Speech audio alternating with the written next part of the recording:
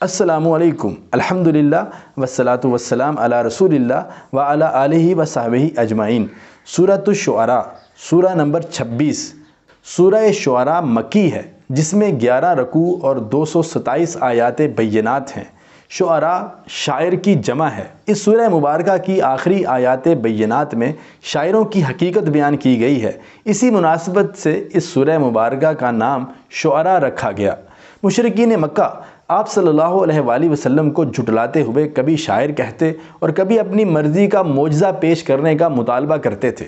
چنانچہ اللہ تعالیٰ نے ہلاکت اقوام کے 6 بڑے قصے بیان کر کے مشرکین کو تنبیہ کرنے کے ساتھ ساتھ نبی اکرم صلی اللہ علیہ وآلہ وسلم کی دل جوئی کی کہ اگر اللہ چاہے تو ایسی نشانی یا معجزہ ظاہر کر سکتا ہے جسے دیکھ کر وہ ایمان لے آئیں، لیکن اللہ کو تو وہ ایمان مطلوب ہے جو بالغیب ہو۔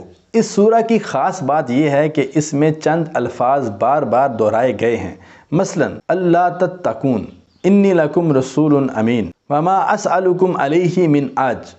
ہر نبی نے تقوی کی دعوت دی۔ ہر نبی اللہ کا پیغمبر اور امین تھا۔ ہر نبی نے اللہ کی عبادت اور اطاعت کی اور اسی کی دعوت دی۔ ہر نبی نے اپنی قوم پر واضح کیا کہ وہ معاوضے کے طلبگار نہیں ہیں۔